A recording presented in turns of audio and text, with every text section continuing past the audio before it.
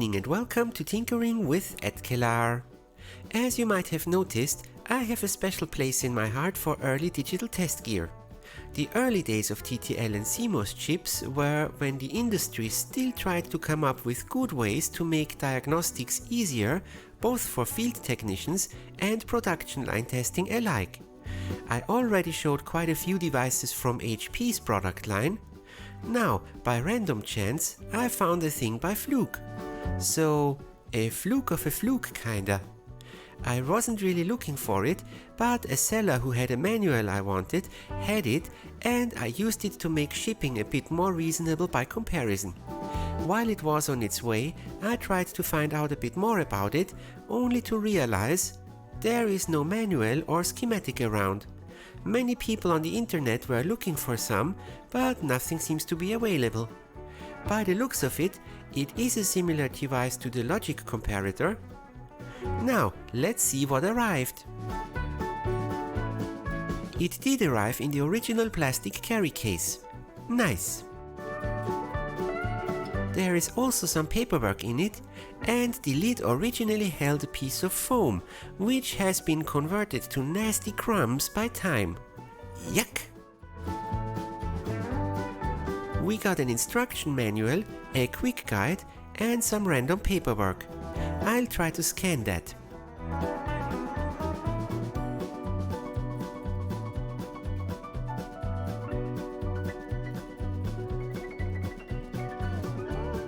Oh, adapter leads for 14 and 16 pin ICs. And here's the actual unit. Looks complete.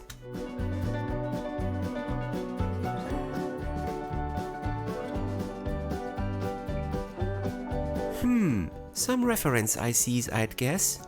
Complete in custom sockets.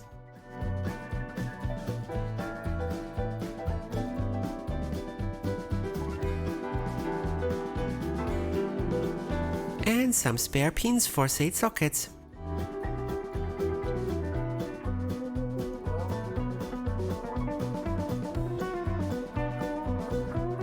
And a probe lead. Seems to plug into that jack on the unit.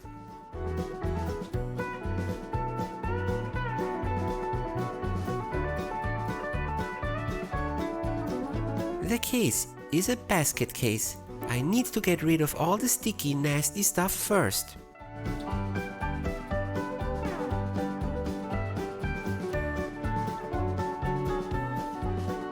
The lower half is a bit more difficult. The inlay is larger than the case lip around it, so it needs a bit of mechanical persuasion to come out.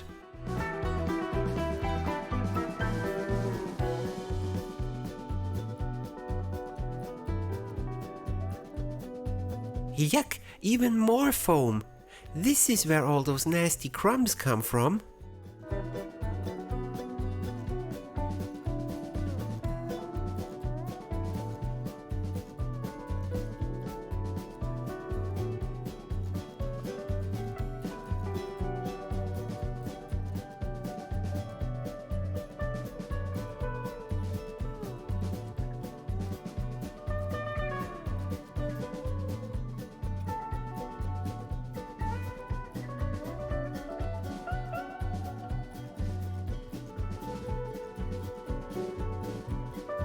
Getting in, the only visible screw is the one that holds the clamp together.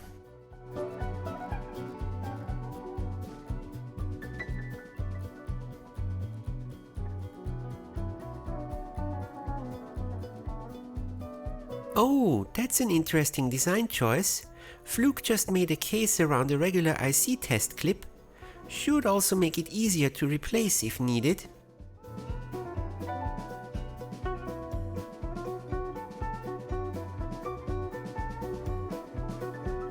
Again, no idea where to continue, so removing one screw after the other to see if anything pops off.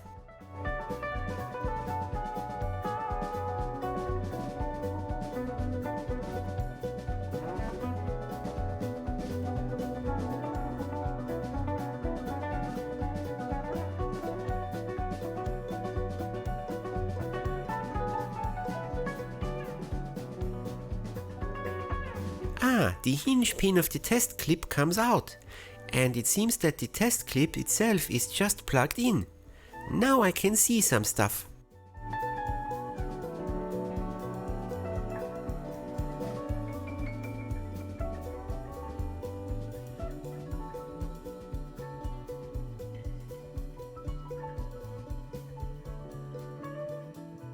The top PCB with the knob is just plugged into the bottom one. Easy to remove.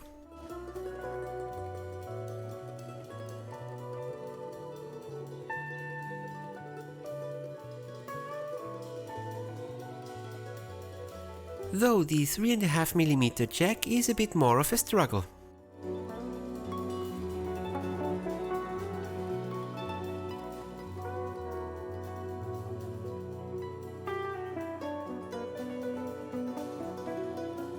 And the bottom PCB is held in place with screws.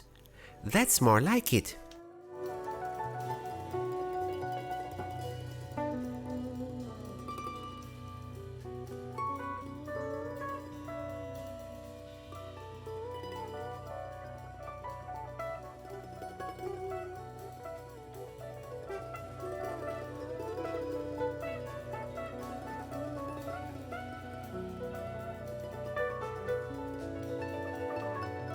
That strange clip in the rear comes out too.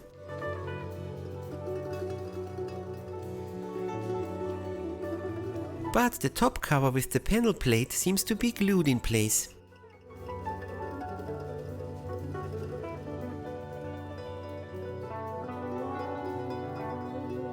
Now I want to give the knob a wash.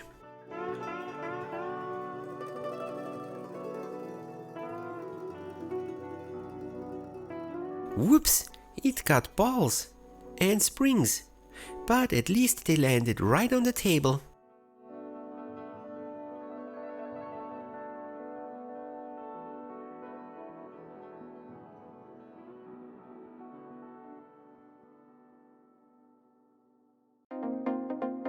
Cleanup time!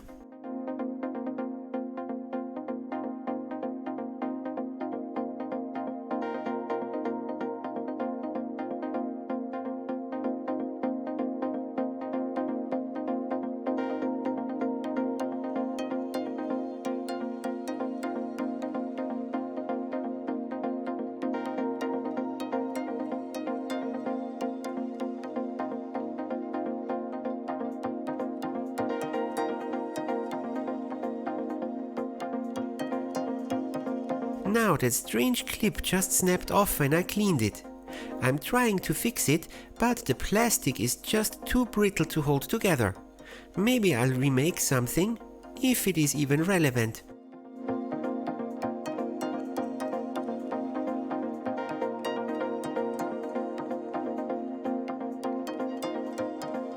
Next I tried to open that rotary switch, but the nuts are rotating and I can't get any pliers there. Meh. But checking the continuity tells me it can remain as is.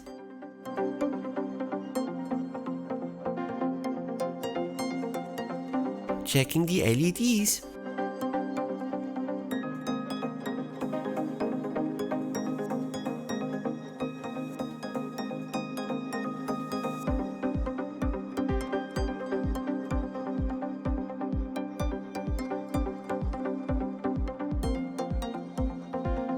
And checking all the tantalum caps. Seems in order. Now to start assembly.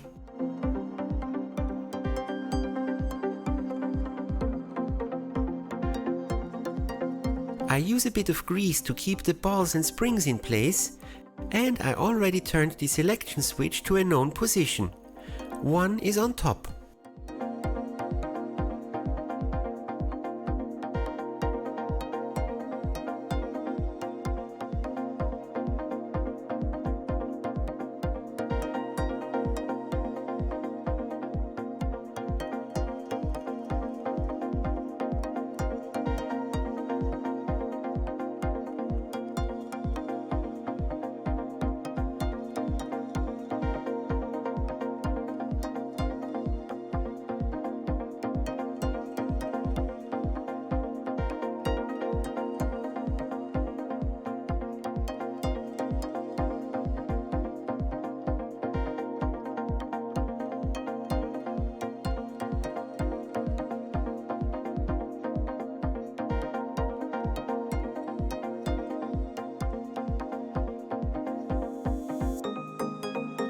The hinge and axle bolts were a bit rusty. Wire brush to the rescue!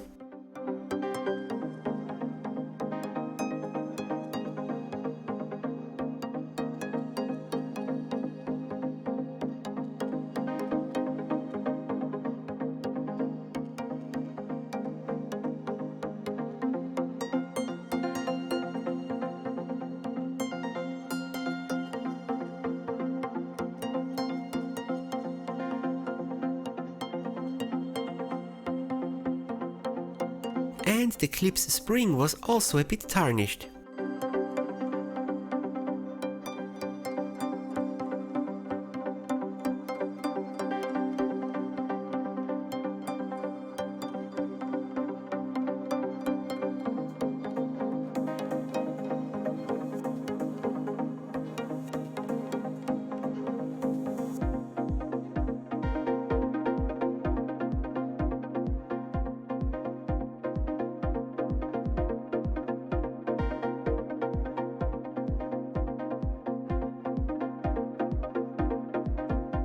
The rear-facing PCB is first, making sure that the custom socket fits.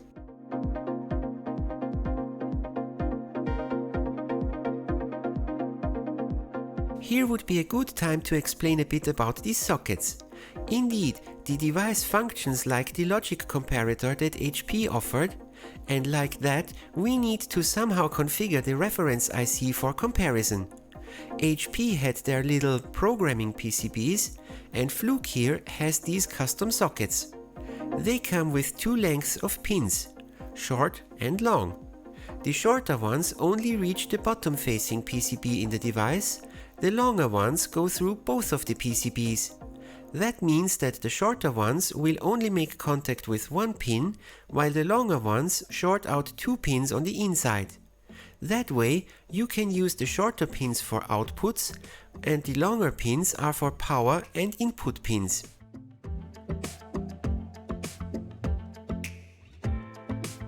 The socket fits. You can see here how just the longer pins protrude.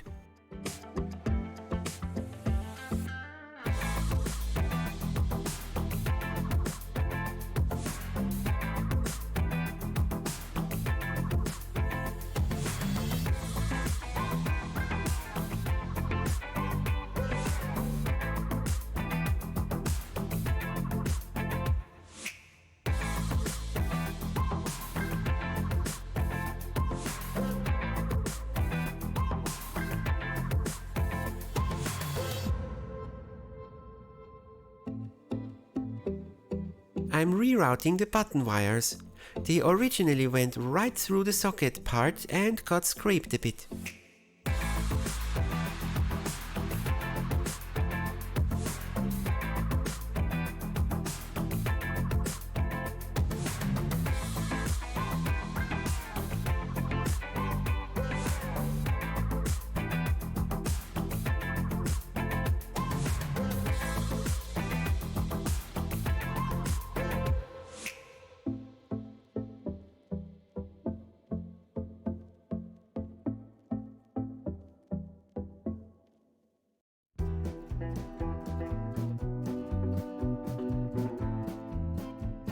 Fitting that jack again was even worse than removing it.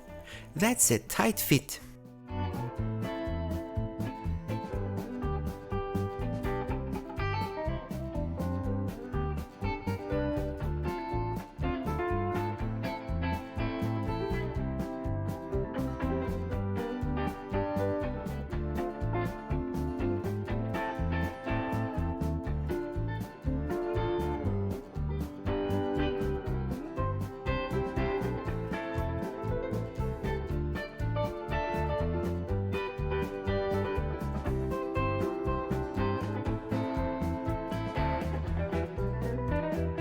And connecting the top to the bottom PCB again, making sure that all the pins align.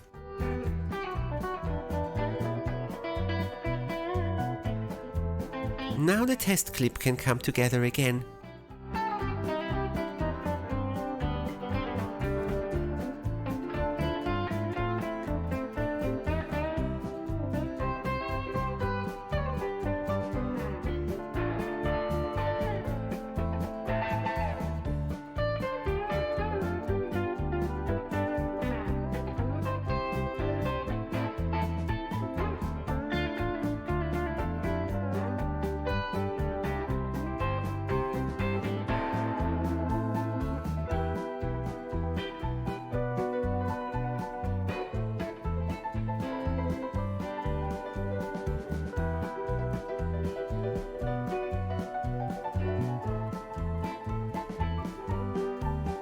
The second case part was a bit of a head scratcher.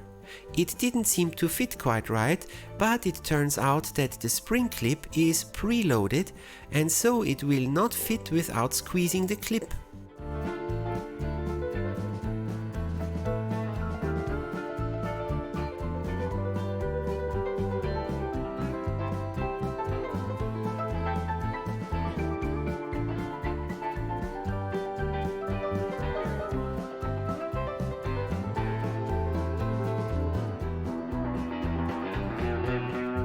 Cutting a new piece of foam for the case.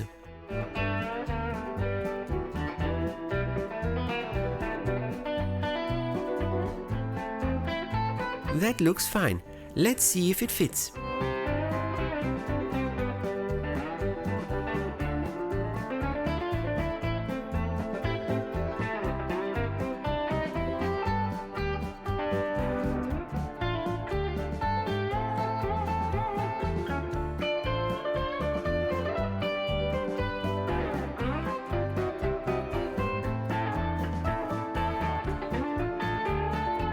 Now for a quick test.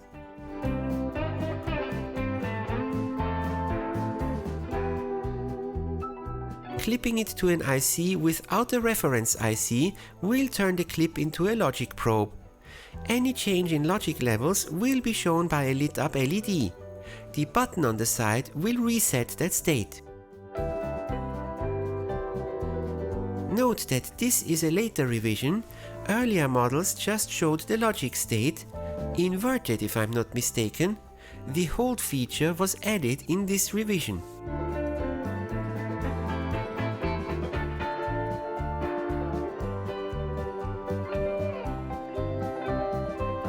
With a reference chip, the output is pretty much lit when different, as with the HP one.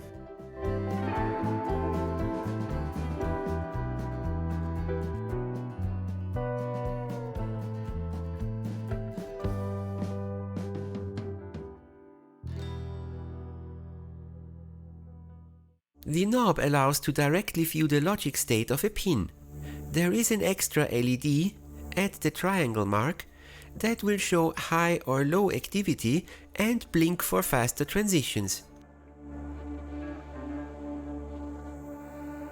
The probe wire overrides the selection switch and provides direct input to the state LED.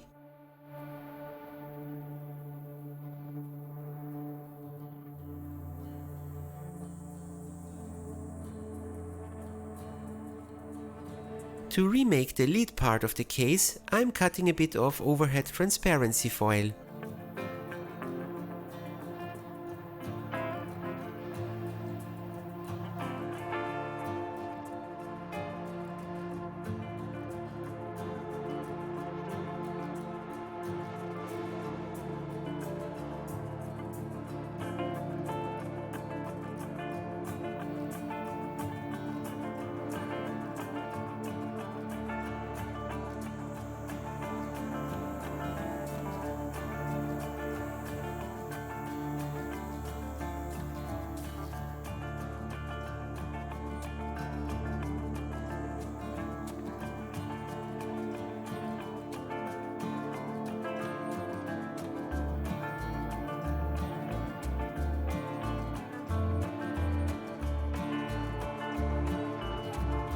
Add some double-sided tape and a fresh piece of foam, and it looks like I think it might have when new.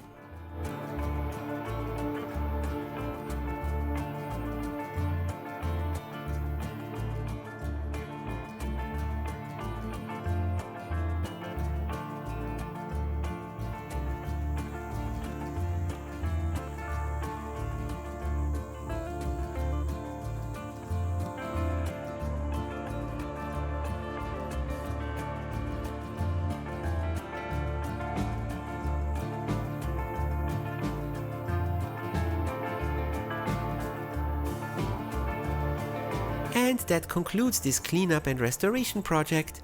I hope you enjoyed it. See you next time!